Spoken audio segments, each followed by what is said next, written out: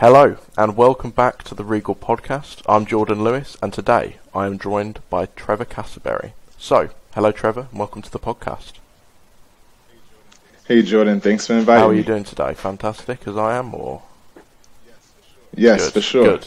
So, Trevor, would you like to give a quick introduction to who you are, what you do for the audience at home? Hello, my name is Trevor Cassaberry. I'm the CEO of Cassaberry Consulting, which is the largest logistics consulting firm in the Bronx, New York, and I'm also the author of the For the Hustler book series. Fantastic, fantastic. I have had a quick chance to read over a few of your books, just because you obviously sent me them, and from a glance they are fantastic, and I absolutely love the mindset and the mission that you've put into those books, so great job on those. Thank you, I appreciate that. So, I'll get into the first question. Based on your social media, your books, your website, everything that I've kind of read about you prior to this interview, you have a very, very different mindset to the average person. You know, you're nowhere near like the average person. Obviously, factor number one, you're awake at 5 a.m. to record this podcast. Most people would still be in bed for hours. So, what was the event in your life that led to this shift in mindset, and why is it so important to you? Gotcha. So, for those who don't know, I went to University of Akron and got a electrical engineering degree, and that obviously doesn't translate to logistics and entrepreneurship much at all. So, my senior year, about 3 months before graduation, I dislocated my shoulder playing basketball. And because I don't like taking pain medicine that night, because I was in so much pain, I just was staying up until I could just fall asleep. And I was watching the NBA game, and one thing just came across my mind, like, hey, Trevor, how are you going to pay off all these student loans? You got almost 6 figures of student loans. How do you get rid of that? And it's like, I knew when I graduated, the only 3 ways I've ever made money were, up until that time, were playing basketball, which I wasn't going pro at that point, right? Engineering, which I knew at max I'd make $70,000, which wasn't enough to pay off those student loans. And then as a lifeguard and as a math tutor, but obviously neither one of those would pay me enough. So I decided, okay, Trevor, you need to start learning about money. You need to learn about business and all these other things. And because it's like 2 a.m. at the time, and I'm watching an NBA game, I'm like, we're just gonna start by writing 10 things I'd want to change about the NBA. And, I changed, the open court rule and, what teams go to the playoffs, things like that. I stayed up past then. I just kept adding to it. Eventually, I fall asleep. I wake up. The first thing on my mind is that same exact league. And I'm just like, you know what? I got to go right back to it. I get right back to it. And, over the course of the next days, that was my primary thing. Every time I woke up, I'd be sitting in class, just be thinking about this basketball league. At some point, the 10 rule changes turned into a whole league business plan. And in order to put it together, I had to really, it had to be more real in my head. So I realized, Trevor, you're putting together this basketball league business plan that's going to cost, millions of dollars. And the whole reason this started is because you don't have the $100,000 that you need to pay off the student loans. So how you plan on getting this league going? And, the first thing was, okay, well, what if you win the lottery? And I talked about that in my second book about, at least in the U.S., it said, I believe 1 in 3 people believe that the lottery is their only chance at wealth, right? Then I was like, okay, that's not real enough. Then next, I thought about, okay, what if one of your friends win the lottery? You got more friends than chances for you to win it. And I'm like, I don't think that's going to work either. And then my last idea was just from watching like Shark Tank. It's like, well, what if you have an investor? Like, what if you meet Carmelo Anthony in New York somewhere and he tells you he wants to, he's heard about the league idea and he wants to hear more. At that point, you need to be able to explain it at the drop of a hat. So that made me go a little deeper past everything. Like, okay, even though I don't have the money, we're still going to finish this plan out. So at that point, I look at the NBA, I write down like every single way that I see that they either make or save money through, merchandise, licensing, insurance, advertising, actual ticket sales and concessions, all of that stuff. And, week by week, day by day, I would just self-study, looking up each one of these industries just so I could understand how you can make money from it. in the end, by the time I graduated, I realized I didn't necessarily need millions of dollars to start this league. All I needed was for all the other league or team owners to own all the businesses that it took to support the league. So from there, I realized, okay, instead of me having to go buy a concession stand or buy a food company, one of the league owners can just own a restaurant or a food truck. One of the league owners can own a clothing company that makes the jerseys. One of the league owners can own the insurance company to put health insurance on the players and things like that. So now it went from needing $2 million to just needing, 25 partners, right? And it's a lot easier to say I can meet 25 people than to say I'm going to go raise $2 million. So from that point, when I came back from school, every friend and family member that I could speak to, if I sat in their house for 30 minutes, I guarantee you I've spoken to them about this plan. It includes aunties, uncles, friends from college, friends from high school, friends from middle school, because I knew I just needed 25 people for these businesses. And what happened was everybody was so excited about it, people start choosing, what their team names are going to be, what colors they're going to wear, what businesses they're going to own to get this league going. So now we're all teaming together.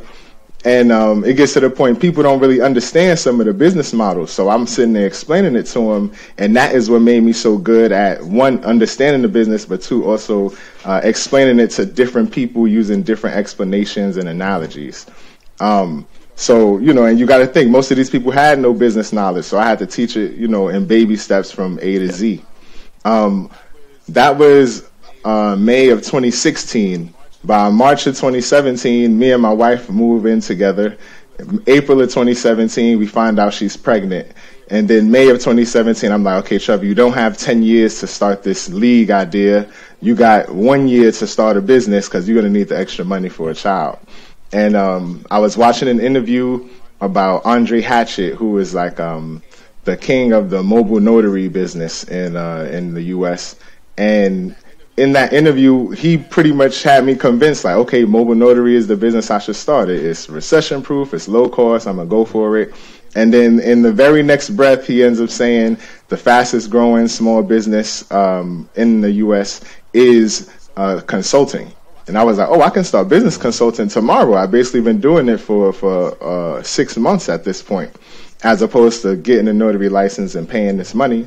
And literally that same night, I got the domain name, made the Instagram, and, started the business, got the LLC within a week.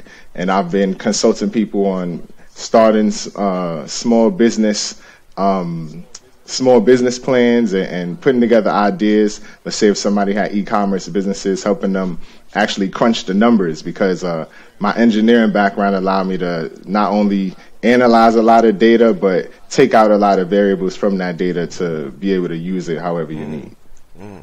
That sounds fantastic then. And I'm kind of curious then, do your family have the same kind of mindset that you do now? Because I know a lot of people, like when they talk about their ambitions or their business goals or running a business generally, their family at best just don't understand what they're talking about and kind of aren't really interested as a result. So is that something you experienced initially, or have they now kind of developed into this same kind of mindset as you? Everybody was excited about the basketball league idea because, it's big, it's flashy, it's sexy. But when I told them I was going to start business consulting, like, nobody wanted to join me on the endeavors. None of my family members have started a business since then. I think one of my cousins does photography now, but it's not because I convinced them to go after entrepreneurship. I'm definitely the crazy guy in the room. Yeah, the black sheep. I completely understand. I completely get you. So yeah, that sounds fantastic then. So you're now kind of taking more of a pivot towards finding partners and finding investors in that networking rather than trying to set that money goal, which, as you said, theoretically is easier. How are you finding it so far? Are you having much success with it? So that idea came to, kind of came to life in 2016 and 2017. But once I started my consulting business, I put the league idea on the back burner. And then obviously last year with COVID and stuff, if I did have the league, it would have been shut down, right? So kind of good thing I didn't get all of that all that investor money together. But what it did do was allow me to go into consulting with a way different mindset. It wasn't just I know everything and here's what you do, or here's a person I know, you just go to them and you don't see me. It's you sit down, you speak to me, and you just get in my custom brain to help you solve these problems. And then anything that I don't know how to do, I typically already had another business to refer my clients to. So in that mindset, it still took for me to go out and look for essentially partners and collaborative offers and things of that nature. So now 4 years later, because most of my clients, or really all of my clients, are no longer in that startup phase, I have to go over totally different content with them. So even the content that I used to put online is completely different now. Now it's more so everything's about customer acquisition, customer retention, and then how do we create new customers in your market. And the creating of the new customers in the market is where the networking and the partnerships come into play, because the only way to do that is to the easiest way to do that is to use another business that's in another industry to bring clients into your market by giving off collaborative offers. So maybe you don't need marketing right now, but you do need a virtual assistant. But imagine your virtual assistant already came with marketing services included in the package. Now you may keep buying those marketing services separately simply because you were exposed to them without necessarily having to buy them separately. Fantastic. So what is your philosophy then on growing, on learning yourself so that you can continue to help your clients to continue grow and learn no matter how big they get? What is your kind of plan of action with that? So when I wrote my books for the hustler, they were really made for those early clients I had that knew very little about business, or with book number 2, knew very little about investing, and kind of giving them a professional self-help guide to getting started, right? Somebody who had more experience could also use the content, but it was perfect for someone who knew very little about it.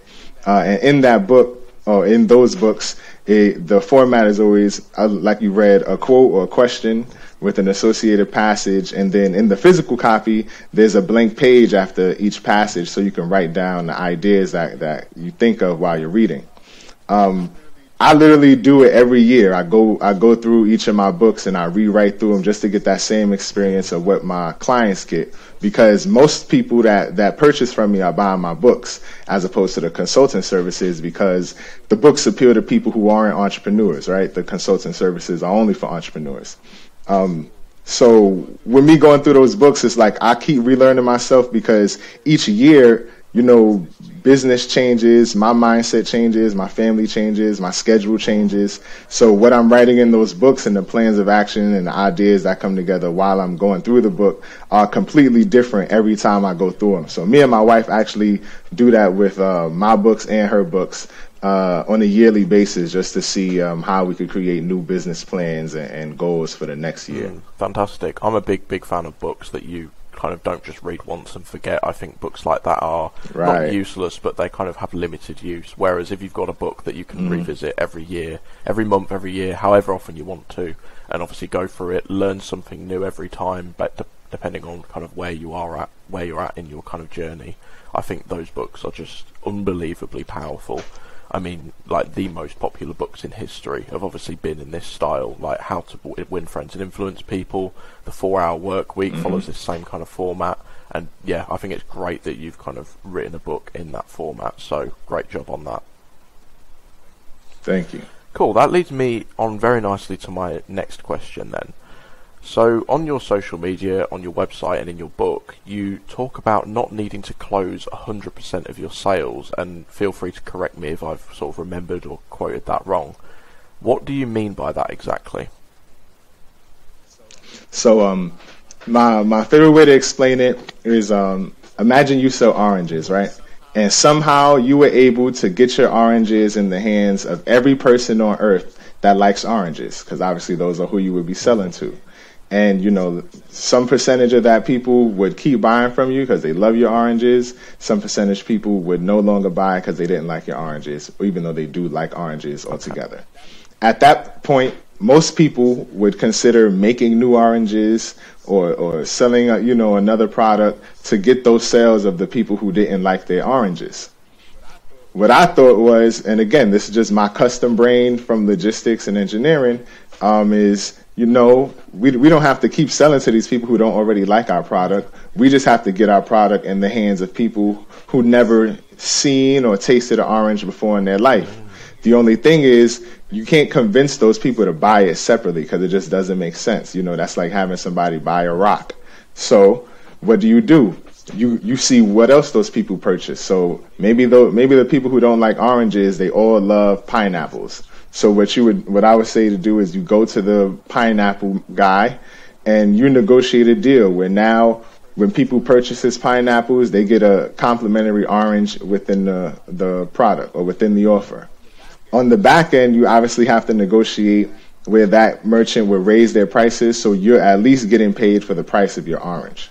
So now, you're literally making sales as that person is making their pineapple sales, regardless of what you're doing. You're selling oranges in with that deal.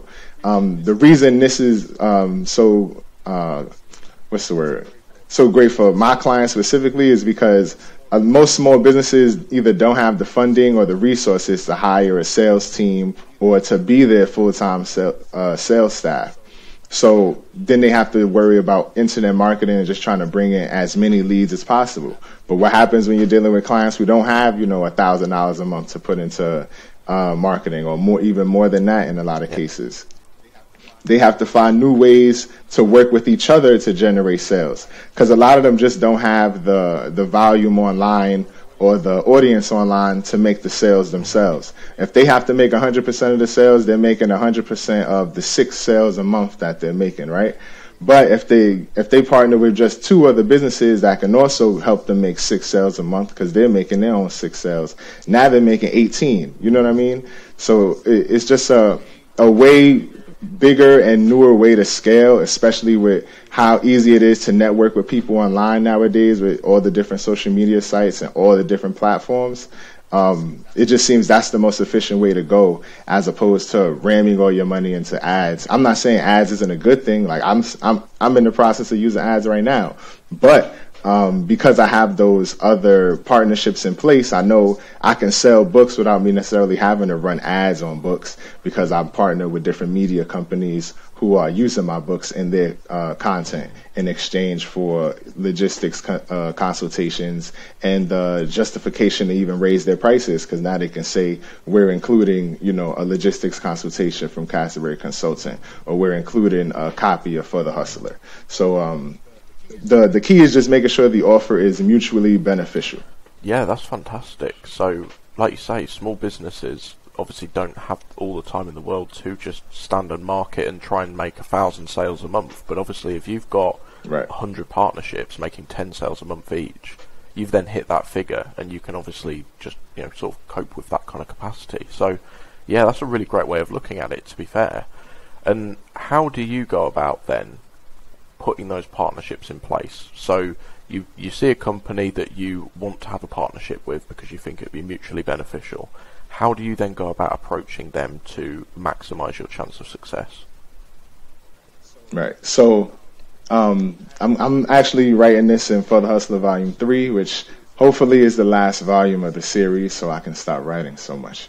But that comes down to 3 steps. Number 1 is knowing what they actually want. Like, you need to know what their end goal is, right? So if somebody sells a perishable item, then they're trying to just sell all their items. If they could get all their items, sell them all in a giant bulk, and that's it, they'd be happy. But most people don't have the resources to do that. So if it's somebody that's selling consultations, you just got to know they want to max out their hours and their consultation times. They don't want to have to spend too much time taking the free calls. They want to spend their time taking the paid for calls that were prepaid.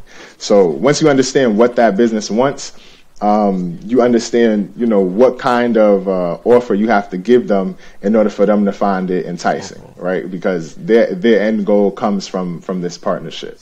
Second is figuring out where your leverage lies. And this is where most people go wrong. Most people either can't see their leverage, or they think the things that make their business good are the things that every other person is looking for.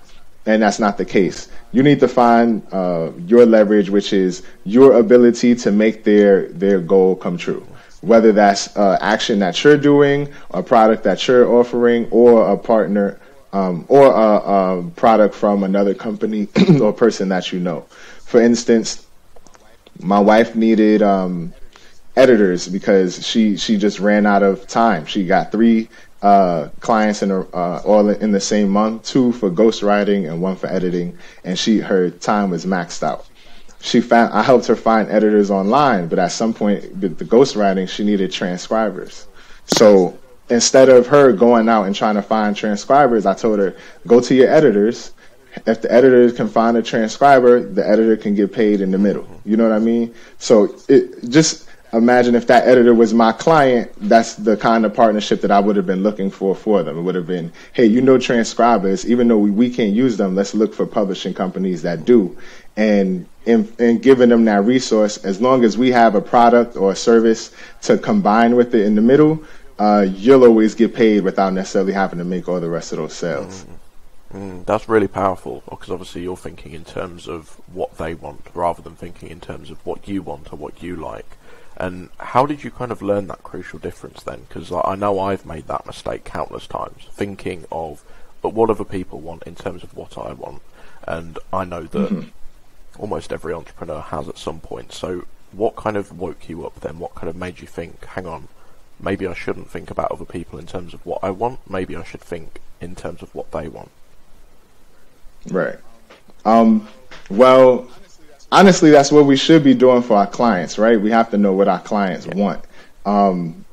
But at some point, the clients will dry up, especially as a coach or a consultant. If you don't have, a huge like social media presence or large companies that are just paying you on retainer or something like that, you got to go, you got to kill what you eat, right? Or you eat what you kill. So you have to go out and find all of these clients. Eventually, it got to the point, I took that same mindset to partnerships, and I'm like, okay, I know all these different entrepreneurs.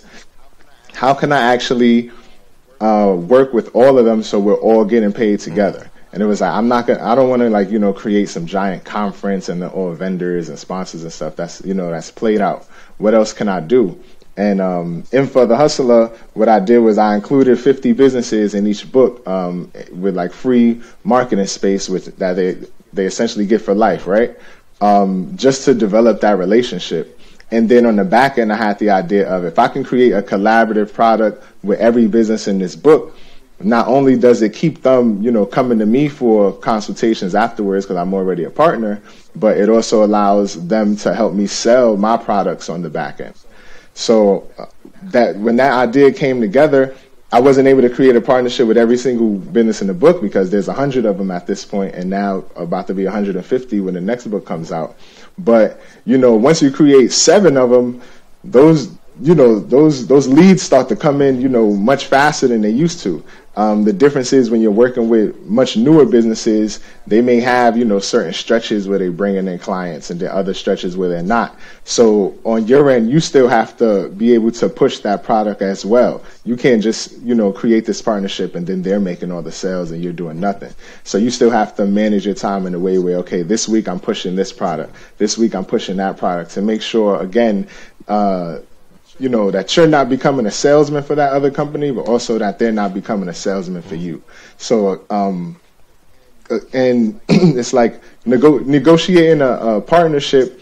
It's a lot easier, just to have that conversation and figure out what the other person wants and what you're willing to accept. When you do it with a client, it's much more standoffish, where it's like you're almost creating a presentation and they say thumbs up, thumbs down. But when you're looking for partnerships, they're willing to work with you because they see the value in what you're offering, or as long as they see the value in what you're offering. Fantastic. I like the idea of partnerships, absolutely. So, yeah, thank you for sharing that, because I don't hear many business owners speaking about that, so it's definitely important that somebody is. So, great job. Another thing that you do touch on is when you talk about partnerships and when you talk about customers, you talk about building lifetime customers. So First of all, just for everybody at home, what are they, and why are they so important to focus on for any business? Right. So, again, the first step is customer acquisition. So what product are you offering that when a customer sees you for the first time, that's typically how they're going to become a customer? What product is that? For me, it's my book, right? A lot of entrepreneurs will come to me months after, weeks after, or a year after getting my book because they finally finished it and the mindset is done and they're ready, financially and with the resources they need.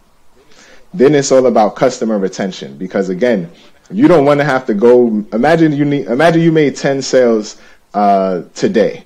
How great that would feel, but then realizing every month or by the 10th you needed to make 10 sales on that day. Eventually that becomes stressful and you have to start dumping your money everywhere into marketing and lead gen that you can just to hope to get those 10 sales. But it's a lot easier to scale and it's a lot easier to stay calm as a small business owner when you know these clients are going to keep coming back, at least if you know how long they're coming back for. Maybe it's 6 months, maybe it's 3 months, maybe it's 2 years, whatever it is. So what you want to be able to do is you can't guarantee that a client is going to keep coming back, forever, but you can guarantee that these leads or this amount of leads are coming in forever. And by doing that, instead of you, again, dumping the money into marketing, you just dump the value into your partnership. So it's, okay, I'm just going to keep, if I make a new partnership and it's somebody else that's offering a free consultation, I'm going to make sure I let all of my existing partners know about it because that just adds to the value and it keeps them with an incentive and an excitement to continue pushing that collaborative offer that you already have. So like right now I'm working on a collaborative course with another consultant in Chicago. She'll have the incentive to push that course internationally to her Nigerian audience and to the Midwest, to her, Illinois audience, while I'll have the incentive to keep pushing it all across the East Coast because I know she has other products that she can continue to give into this partnership, as do I, and I'm going to continue creating them. So it's like, because you're continuing to build and grow as well as the partner, the amount that y'all can give to the partnership, whether it's leads or actual prepaid customers, will continue to grow. So the thing that makes the partnership lifetime is the fact that you're continuously dumping more value into it. Once the other partner feels like they're giving more than you and you have no more to give to help them grow, that's when it's very likely that they'll come to end the partnership. But I also teach coaches and consultants what products to offer where that partnership doesn't have to end. Like my book, the media companies I'm partnering with, at some point they'll get tired of, giving the same book to their guests every time. So then now you have book 2, now you have book 3, now you have book 4. Now you bring in, my wife's books or another client's books. So, as long as I can keep giving something new, it gives a reason for the partnership to stay for an extension. So you're almost in a competition to see who can give the most value. Almost, yeah, right. If you do it as a competitive way like that, I guarantee it'll work well. Can you give too much value though? Does there come a point where you are just giving too much and you need to sort of learn, right, well, I'm giving too much now and you're not getting enough back in return? And if so, how do you kind of tell when that point is and know when you need to kind of end that partnership yourself? Well, I would say the first thing you want to have is open communication with your partners. So in that regard, I would say if you know there's a certain goal that you're looking to reach, ask the partner if there's something they can offer or someone that they know that can help you reach that goal, as opposed to just waiting for them to offer it to you. Because, again, closed mouths don't get fed. So, if I know I want to sell 1,000 books a year, I know I got to reach out to 100 media companies to get these partnerships. But instead of me going out and finding them all, I just go to the media company I already know and say, hey, what other podcasts have you, collabed with? I want to collab with them. So it makes it much easier to grow. But if I never ask that, they have no reason to come to me and say, hey, here's some other media companies you should partner with. Even though they may want to, if I didn't ask for it, they wouldn't have the incentive or the mindset to, because they may be thinking about something else. So number one is ask. If they keep telling you no, I can't do that, and I don't have any resources for it, again, the best thing you can do is help them get additional resources, because at some point they have to realize that they have nothing else to give to this relationship. So and again, you can be vocal about it, like, hey, this is the next goal I'm going for. So if you tell them, these are the next goals, these are the 3 goals I have for next year, and they can't give you anything for any of them, you can kind of let them know. So I'm going to be looking for partners to help me acquire these 3 goals. And when you find those partners, if there's any conflict, at least you can present it to them and be transparent about it, because the only time I guess you were running into something is if you have some sort of exclusivity contract in agreement. But when it comes to coaches and consultants, a lot of times you don't need that. It's like, if I have a partnership with one media company, I typically am able to partner with any media company I want with that same deal, even if they're competitors, because at that point, with them working with me, everybody's kind of able to eat together, as opposed to them having a fight for who's the best. They both know we're both working with Trevor, so it doesn't matter. The same way, most large corporations probably have some of the same manufacturers or some of the same distributors. Even though they're competitors, they'll still partner with the same companies, because they're just doing what's best for their business.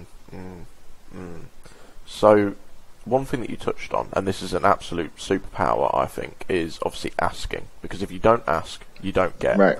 Now, I'm of the belief that the worst case scenario is that if you ask for something, they will say no. And to me, that is kind of, that's the worst. It's not bad. It just kind of, you need to kind of get over that. But for so many people, asking and failing, or asking and being told no, is such a kind of a fear. It's a paralyzing fear for them, and so many people just won't ask for things that they want or need, in fear of being told no, in fear of failing. So how do you recommend that people get over this fear, and how do you recommend that they kind of start to take action on what they want and need? Right. So I really got over the whole rejection thing, I want to say, officially, when I graduated from college. Because when I graduated, I had $300 left in my checking account, and my credit card was maxed out. So I had no money, I calculated it, and I'm like, if I don't go out, other than to play basketball and do free things within walking distance for Monday through Friday, on Saturday I could actually go downtown and have a good time with $50. And so I budgeted it like that. And so I said, I have 30 days to find a job. I have to apply to as many jobs as possible. Almost like how people do with the ads now, bringing as many leads as you can. I did the same thing with the job applications. So I turned the job search into a job. So Monday I would go on LinkedIn or ZipRecruiter or Monster or whatever and find 10 jobs and save them all. Then Tuesday I would apply to all 10. Wednesday I go in, save another 10. Thursday, I apply to all 10. Friday, save 10. Saturday, apply to 10.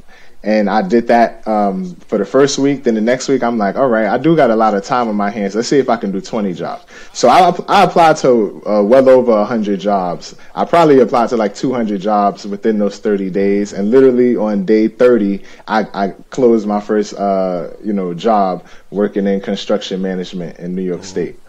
But that kind of got me over the rejection, because I knew I applied to so many jobs, I was going to have to get rejected, and it just became part of the thing. You just check your phone, you see your application has been reviewed. Then the next time you see your application has been rejected, and all you need is 2 emails. You're just waiting for the next one. But the one thing I really hate is not hearing an answer. I hate when I reach out to someone and I'm just left on scene and I don't get a yes or a no. Because, now you're just sitting in limbo, essentially waiting for them, and you can't make your next move. So when people tell me no, they're actually doing me a favor. So a lot of times if I reach out for partnerships or for somebody to be a client or anything like that, and they tell me no, especially if they tell me, in the same day, my first thing I tell them is thank you for your timely response, because there are people I'm still waiting on answers from that I've, spoken to in person years ago for partnerships and things like that. So I now because of feeling that, knowing what it's like to be left in limbo, I hate that feeling the most. So now I look at the no as, almost like a silver medal and the yes as the gold medal. Yeah, fantastic, to be fair, because like either way you're able to move forward. I absolutely love that. So what is your process then if you are left in limbo, if you're not given an answer? Do you kind of sit around and wait, or do you actually then take action? Like, what do you do? Well, I because again, the same system I had like with those job applications, I do it now. Sometimes if I'm looking for clients, or like if I'm looking to get on podcasts, I'll just reach out to as many as I can within, a certain amount of time. So it just gets to the point, because I reached out to so many, I don't, my DMs will be so fluttered. I don't have the conscience to even realize that somebody left me on limbo. I only see the responses coming in, of people saying yes and no, because that's what's going to be on top. So just from that happening over time, I just literally don't see the limbo, because it just gets moved down my DM box. So I only see the most active stuff. So thank you, Instagram. Yeah, great. Great innovation, that not having to look at any chats left on red if you see that. Right. So you're like this steam train then. You're going at 100 miles per hour, and anything that does, if somebody doesn't respond to you, you don't even have the time to think about that. You can focus on those that are accepting you, or of course rejecting you, and you can just keep moving, keep growing. Right. And then I always have a new plan for the following week. So let's say last week I needed to look for partnerships to get my books off. I would look for, let's say, media companies. Then it would be, all right, before the following week would even occur, I would say, all right, next week I'm looking for new podcasts to talk about my wife's book. All right, the next week now I'm looking for new podcasts to talk about my other client's book. So now, I'm able to look at more podcasts in 1 month, but in different audiences and in different industries. So now if I get a client that does something else, I can refer them to one of those podcasts or one of those partnerships that I reached out to on behalf of somebody else. I do the same thing once I have a month done with my books. It's like, okay, this following month we're looking for consultation and phone call partnerships. So it's like, okay, do I want to do the introductory call for people that have, do I want to coach people on introductory calls, or even provide the introductory calls for people's courses, because I can get paid directly for doing that, or I can outsource it to somebody who can do it well. Okay, do I want to reach out to people who are already coaches and consultants and coach them on how to put together a proper consultation, and that they should record it on Zoom and have a template for it and follow this dynamic, and just give them what I have. Okay, after that, do I want to just create partnerships giving out my content, where now they're getting videos directly to my courses or access directly to my courses, because I may not have the time because I already booked it up in the prior 2 weeks. And because it's like, because I have so many partnerships in place and my own products that I offer, every week, I can go reach out to new people looking for new partnerships. And then some weeks, I may have to reply or have so many meetings with other people that I reached out to, I may not even get a chance to go out and search for new ones. And, at this point, I'm just looking to land about 12 partnerships a year, or 12 collaborative authorships a year. And if I can make that happen, I feel like I'm doing a very, very good job. Yeah, absolutely, because obviously then you're hitting, on average, obviously like one a month, so you're kind of, followed through, right, consistent. So yeah, okay, great job. And speaking of kind of steps then that you've kind of made throughout your life, you've obviously released your book series, For the Hustler, as we've mentioned a few times, which kind of at a glance discusses everything from entrepreneurship, mindset, investment, and so on. So first, would you kind of like to give a complete breakdown of what else is within this book series and what inspired you to write it, basically? Right. So the For the Hustler book series is really, at this point, for anybody that's feeling stagnant in their job, or even sometimes in relationships with friends, family members, or spouses. And it's mainly to help you. Book number one is to help you identify your skill set, and then also to help monetize it. So some people who aren't entrepreneurs, they still read it just to identify their skill set and see different ways to use it and market it, as opposed to necessarily becoming a business owner using it. For the Hustler Volume 2, I released specifically not to help people become master investors and everything, but specifically to help people create their investment morals because when you go into real estate or stocks or equity, there's thousands of opportunities and available to you. And if you don't know how to chop those options down into 3 or 4, you're bound to make a bad decision at some point. And again, with my background in engineering, it's very easy to look at a lot of data, analyze it, crunch it down, and say, these are the 4 variables I'm working with, and I can search from there. So book 1 is identify and monetize your skill set. Book 2 is to create your investment morals, which will make you a more disciplined investor, thus making you a profitable one.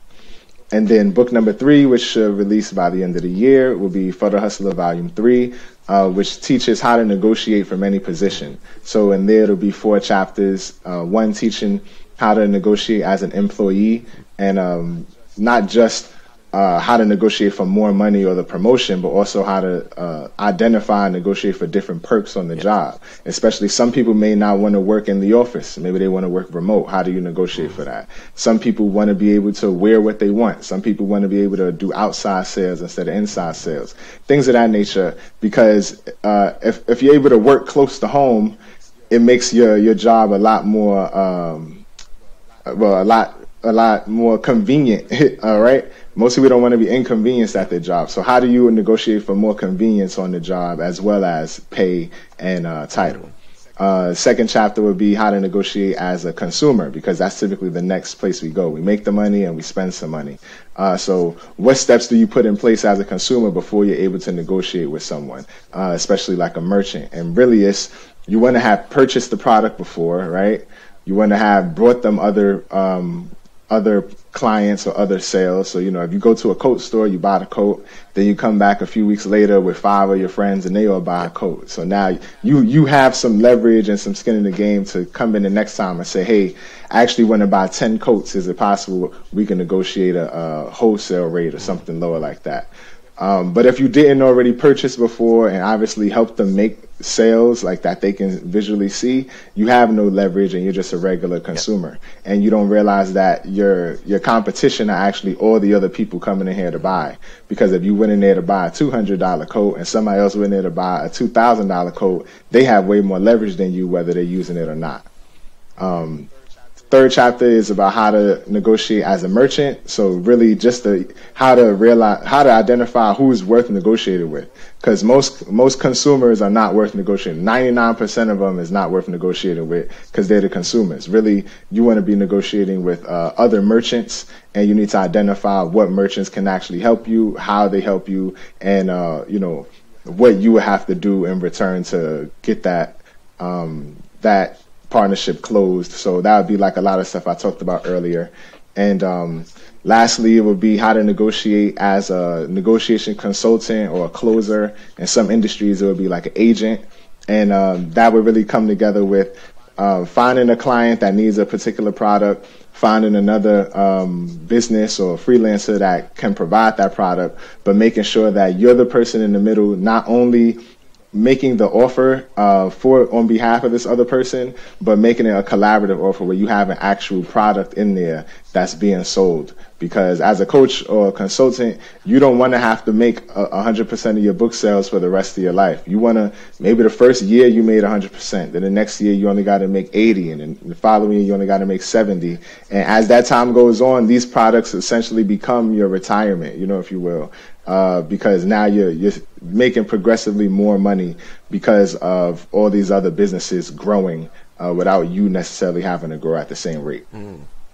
Fantastic. And I think the topics you're talking about in these books are so important because there are so many people that talk about them all where in the context of running a business or being a freelancer. Right. But not many people talk about like the art of negotiation in the context of being employed. Like you said, trying to work remotely, right, trying to wear what you want, trying to kind of have more freedom and convenience in your job. So yeah, I think it's so important, and people massively underrate how important these skills are, these entrepreneurship skills are, even in the context of employment.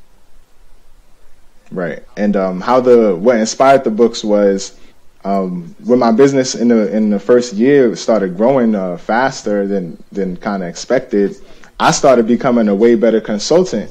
And in order to get more serious clientele, I had to raise my prices because none of them really took me serious at, $30 an hour. At this point, I can't even charge by the hour anymore because I have to charge based on the value. Because of that, it kind of priced out the people that I started the business for anyway, which was friends and family and people who had very little to no business knowledge. So I didn't feel comfortable charging those people 3 times that amount for that same information that was only going to take their business knowledge from 0 to 20 or 0 to 50, when in all reality there's other people paying that price to help them go from 90 to 100 or from 85 to 100. So I was talking to my wife, who's a publishing consultant. I pretty much, she got fired while she was pregnant, which was probably 3 months after I started the business. So luckily I started it when I did. And we kind of spoke about it, and I told her, don't go back trying to find a new job. You got to use what you already know, almost like she was one of my clients. And she ended up taking her senior thesis, adding to it and turning it into a published book. And she self-published it. And at the time, I didn't know self-publishing existed. So I knew there was a bunch of other people who didn't. And I told her, you need to start consulting people in that process, which she's been doing now for 3 years. And so she took me as a client basically and was like, you need to write a book because you're saying these people that need this beginner information can't afford you, but they can afford a book and they'll have it forever. And I had been giving her reasons that I didn't want to write a book for probably a year. Like, my clients don't read books like that. I never read a business book. I never even took a business class. I wasn't a fan of Rich Dad, Poor Dad when I first read it and heard the audio book just because it was outdated. So I'm like, we don't care about that stuff. We watch videos now. They rather a YouTube channel. And, eventually she's just like, you need to write a book because at least you can sell it for $20, which is less than an hour with you before. And you can put in, a year's worth of information. And because I ran out of excuses, I decided, okay, I'm going to write the book. And step 1 for her is always finding your target audience, because that'll affect the verbiage and the tone of the book and even the cover of the book, right? And from there, it was very difficult because I didn't have a target audience yet. It was really just people who didn't know about business. So I'm like, I have 9-to-5 clients. I have clients that, just sell, freelance photography and things like that. I have clients who have recently been released from prison and didn't have much. So like, what were they supposed to do? I can't say my services are for each one of them specifically.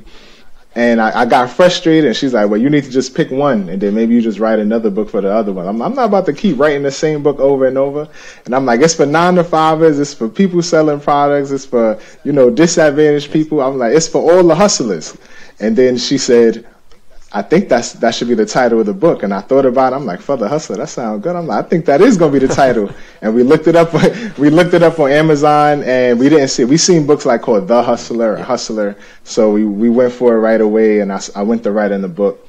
And by then she already had that same layout with the quote passage and blank page from a book that she had already written or was writing at the time called Dear Nice Girl, which for her is letters that are all titled Dear Nice Girl with associated passage and then blank pages. I mean, that's exactly what you want in a partner, isn't it? It's somebody who, because everybody has excuses at some point or another. So if you can have a partner that supports you and obviously wears down those excuses, it's an excuse. It's like, no, hang on a minute.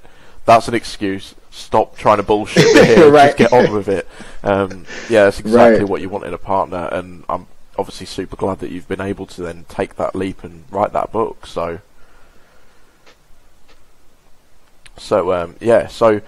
that kind of leads me on nicely to my next question then. As you said, obviously you are married, you've now got a kid, so congratulations on both of those. How did you find a partner who supports and enhances your ability to hustle, your ability to be successful within business, rather than hinder? Because I know so many relationships, not all of them, but so many relationships can hinder. And I think every relationship has the potential to hinder. So how did you go about finding a partner that enhances that experience and, in fact, makes it easier for you? Right. So, again, I'll be honest, I'm the black sheep here again. Me and my wife have actually been together since my senior year of high school. We went to separate colleges, which we think actually helped us, because if we went to the same college, we probably would have got tired of each other. But with being with what's this now? We've been together for going on 11 years now. So even though we've been married for 4, we basically kind of helped raise each other. When I was having a tough time in college, I knew I could call her. She wasn't going to judge me for any crazy stuff I said, about how I hated this computer science class and I'm about to drop out. And she just like, how you going to drop out and become an electrical engineer if you need this class? And it's just like, oh. Then eventually it got to the point she got tired of hearing it, and she told me, maybe you should just drop out and become a math major instead. And then I don't know if she did it on purpose or not, but my competitive nature, I got so mad that she told me, that I should drop out. It made me go back and take the class and pass it. So, stuff like that let me know she was the one. We've been going strong for a long time. Obviously, we're being together with somebody for so long, it goes way up and it goes way down. But now with us living together, our families knowing each other, having a daughter, we're able to work together in most cases. And we've both been vulnerable a number of times where the other one came in and helped out. So she's just a blessing. And hopefully most people can figure out a way to do the same. I know for the Hustler Volume 2, in the investment myth section, I write about is marriage a profitable investment for the primary breadwinner? And most men, they don't even, as soon as they see that question, they're like, nope, and they would just flip the page. But when you go through it, I pretty much talk about the same thing. First thing that I write is, you better off starting a business with somebody first and then judging them based on that business, then you can marry them. And then I talk about how there was a number of celebrities and people like that who their prenup was able to get challenged because their spouse was able to say they felt pressured at the time. But if you own a business with them ahead of time, you can argue that they already understand business and contracts, so they can't argue that they were vulnerable and felt pressured into that prenup. So 1, it's a way to make some money. 2, test their character and their financial management skills. And then 3, kind of push away that main argument that people were using to fight so many prenups. So I get a lot of love off of the passage, but from the question on the front end, most people immediately just to say no and until they read it. I'm a big fan of prenups, so I'm glad you mentioned that. Although we want prenups, am I right? Right.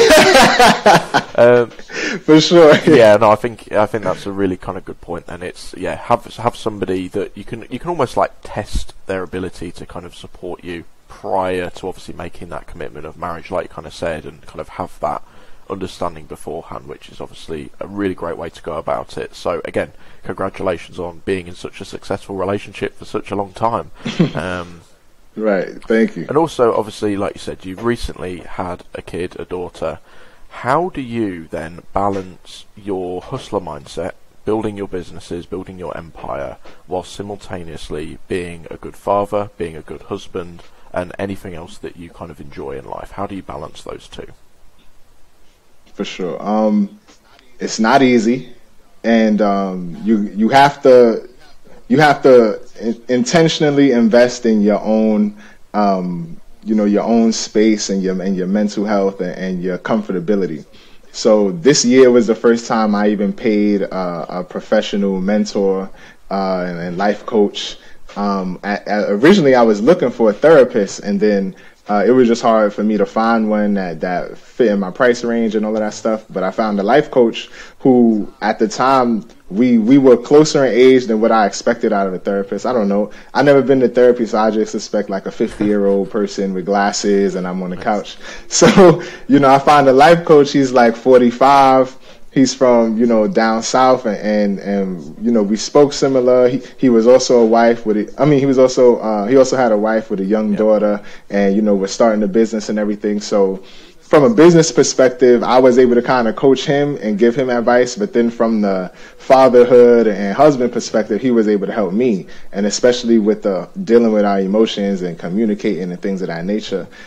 Because a lot of men don't realize, you grow up and they tell you, keep your stuff tucked inside and speak about your stuff behind closed doors to a few close friends.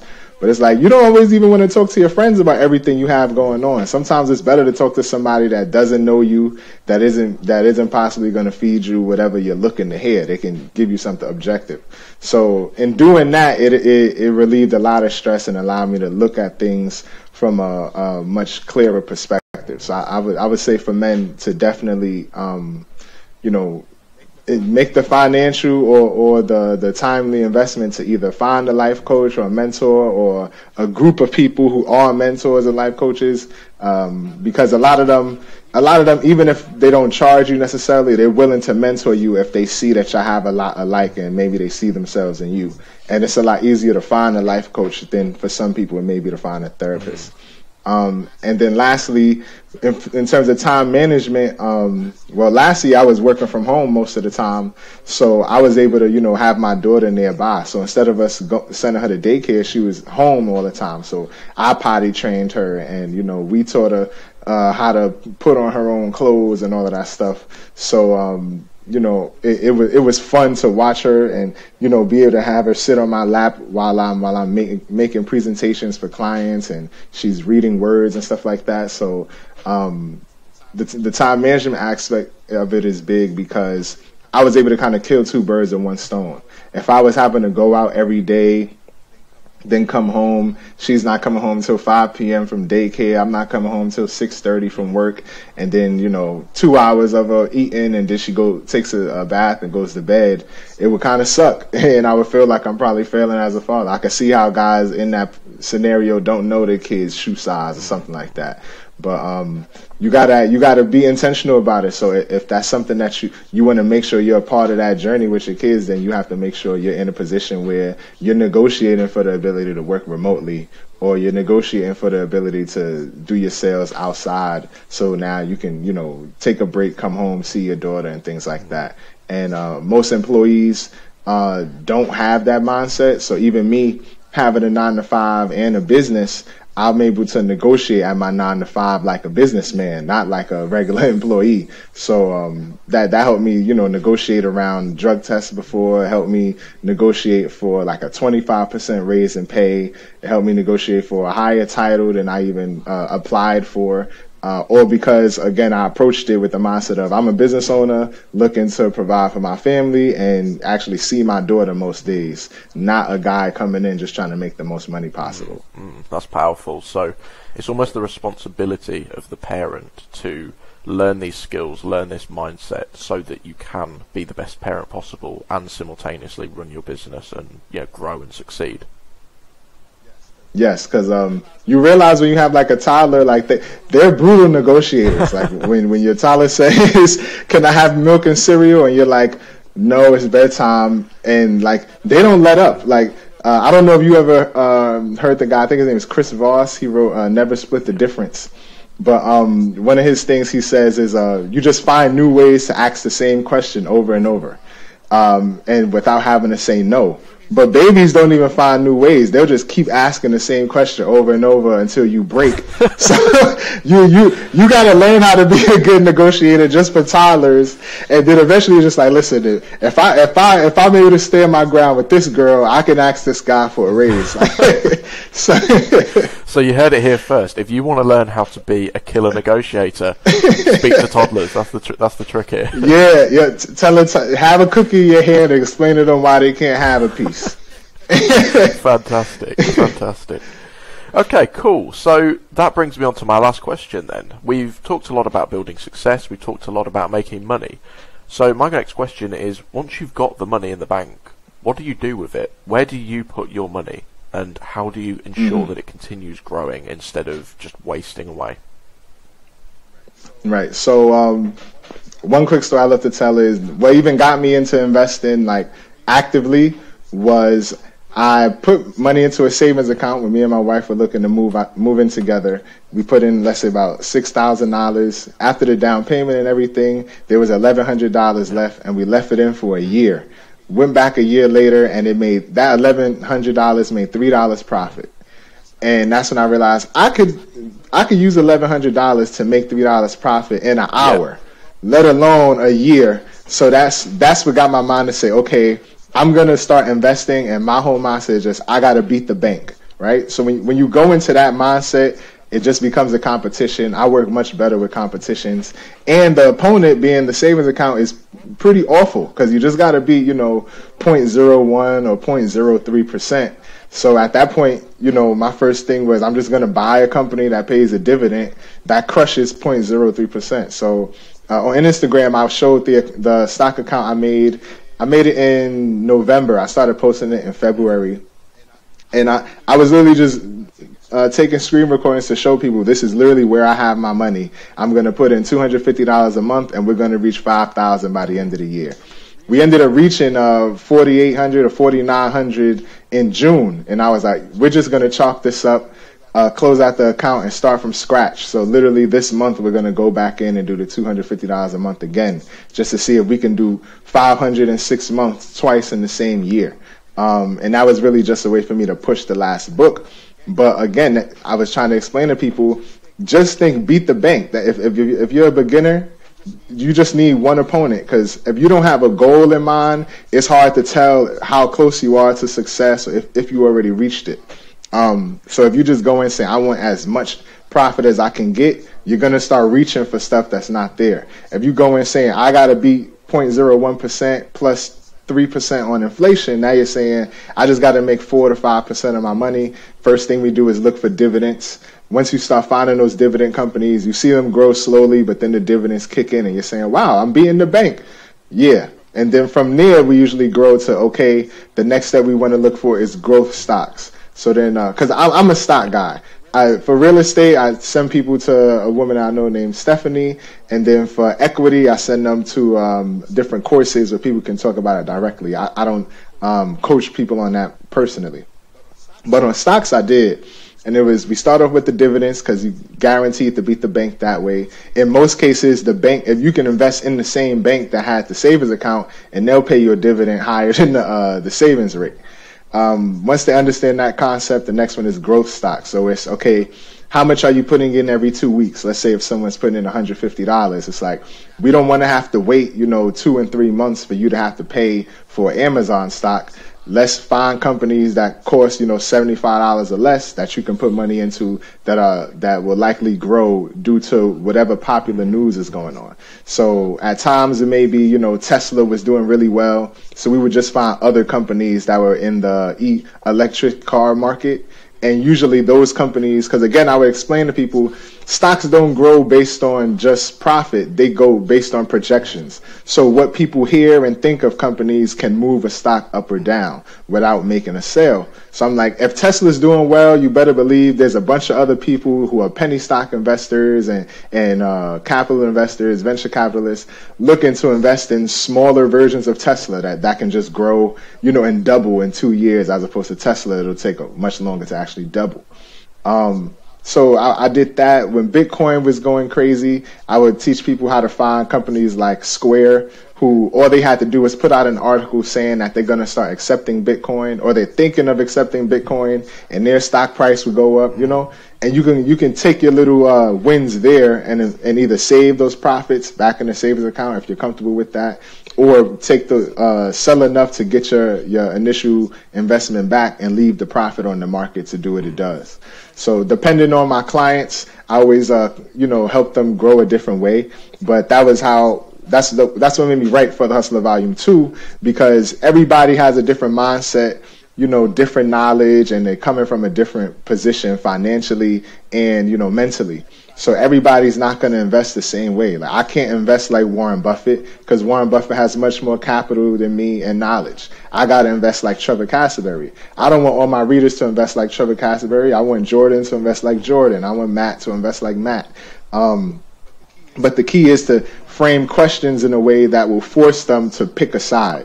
So the questions are, do you do you prioritize dividends? If so, then boom, you already know I'm only looking for companies that pay a dividend, and it makes those decisions so much easier, as opposed to, oh, this company has dividends, this one doesn't, but this one costs less, this one doesn't, but this one has a higher PE ratio, and I don't even know what that is. So instead of having to even do all the dancing around, you're able to just use all these questions to frame down everything to now because you don't know every single stock, you're really only finding probably 3 that you know of that fit what you're looking for. And then at different times, you get to choose which one you're dumping your money into. So to grow that money to $5,000 in the 6 months, I only invested into about 5 different companies. Fantastic. So yeah, I like your approach of finding your unique way of investing, not just following, a done for you kind of plan. Because I'm a big fan of kind of putting your own personal touch on the way you do things with business, with employment, with investing, everything. So exactly. Obviously you talked about learning about various companies. If you're interested in dividends, do the companies pay dividends, for example? So for anybody who is just starting to look at getting into stocks or shares and investing in general, where do you find your information? Where do you learn about the way companies work? Where do you learn about investments that are similar to the big companies, like you said, smaller versions of Tesla? Where are you learning this information? So again, a lot of people have a lot of different places. I started finding companies on a platform that doesn't exist anymore called motif.com. In the poetry world, motif just means theme, but that platform was made for millennials. And pretty much you could type in like airplane in the search engine and it would show you all the different airline stocks. That's, you can probably do that in Google now, right? Yeah. But in 2016, that wasn't it. Like in Google, if you type the airplane stock, it will come up with different articles. It wouldn't give you all the different airline companies on the stock market. So I used the motif. Again, now you can do that same kind of search with Google, and then they'll show you different companies. You just open a new tab, type in the name of the company and stock, and you'll see the ticker. But now, because I trade on TD Ameritrade, I like TD Ameritrade because they seem to give a lot more detailed news than a lot of other platforms. And they have a platform called Think or Swim. If you get it, it's best to get it on your desktop, but if you want it on your phone, they have an app as well. And on there, not only are you able to make, like a digital currency account where, you're essentially using fake money to trade in real time to see, if this was real money, this is how it would have grown. So you can essentially test your skills on the market before you put your money out there. But also they have a very detailed filter on that Think or Swim platform where you're able to, put in a filter of, I want companies that have a dividend over 3%, that have a PE ratio under 2, that, price is under $8 a share. And, in the last year, it went up 10% or more. And you can put in all of these different filters you want, and it will literally give you every company that's available on TD Ameritrade that fits into that category. So in my boredom over the years, I definitely spent some time just putting in filters that I thought worked and finding new companies. And the reason I was able to do that is because on motif.com, you used to be able to not only buy partial shares, but essentially create your own mutual fund or your own index fund and put in up to 30 companies, divide up the percentages how you like. And, if you put in $300, it would chop it up, $4 here, $3 there, $20 here. And so in doing that, I was able to learn a lot about 30 companies at a time. And believe it or not, when I first started writing For the Hustler Volume 2, I wasn't even going to include the 50 businesses again. Originally, I was going to include 50 different index funds that I had on motif.com, each one with a different theme, and have the link to it in the book. But once the company got bought out last May, I had to, pivot and find 50 businesses to include. But I would say that Think or Swim software, if you have the app on your phone, is definitely something that you want to look into as you start learning more and more about stocks and where you want to put your money, especially if you already have your moral set in place, because at that point you can just plug them into the filter and it'll give you every company that fits. Fantastic. Think or Swim. Yeah. Cool. I'll put a link to that down in the description. So yeah, that kind of covers all of my questions then. So to kind of finish off then, where can people find you on social media, and also where can they get access to your books? Yes, so on social media, you can find me on Instagram at Don, D-O-N _ Travolta, Trevolta. You can follow my business, Cassaberry Consulting, at Cassaberry Consulting. Cassaberry is spelled Cassaberry. And you can follow my book series on Instagram at FOR _ The Hustler. You can find me on LinkedIn at Trevor Cassaberry. My business and book are both on Facebook at Cassaberry Consultant and For the Hustler. And to find my book series, you can find that at hustlerbooks.com. Fantastic. Okay, cool. Is there anything else you wanted to kind of talk about, discuss, or kind of mention while we're here? And the last thing I wanted to mention was just to put a big emphasis on small businesses, making sure that you find partnerships to work together, because believe it or not, that is how all major corporations work. It's just a matter of they try to grow before they partner, because then they can get much bigger exclusive deals. But that's not the only way to work. You can definitely use partnerships to grow from day one. And it's really the most efficient way to do it, especially if you're working with a short amount of time or a short amount of capital. If you're looking for a course to teach you exactly how to find those partnerships and create a professional pitch to do that, or you want to book a phone call with me to talk to me directly on how to do that and I coach you on it, you can do that at Cassaberry.com. And in that phone call, we can also discuss ongoing services. For those who do have the capital, we can book a full logistics assessment. And if you're somebody that's a fresh business owner that's not looking to invest the most, we have a business coaching by text service where you can get 20 texts a month for $100 a month. And have a coach right in your pocket to teach you along the way. All right, fantastic. Thank you for that, Trevor, and I'll put all of this information in the description when the episode releases. So, thank you so much for coming on. It's been an absolute pleasure talking to you. You've shared so much value, and yeah, thanks again for a great episode. Thank you, Jordan, for the invite, and thank you, everybody, for watching. I appreciate it.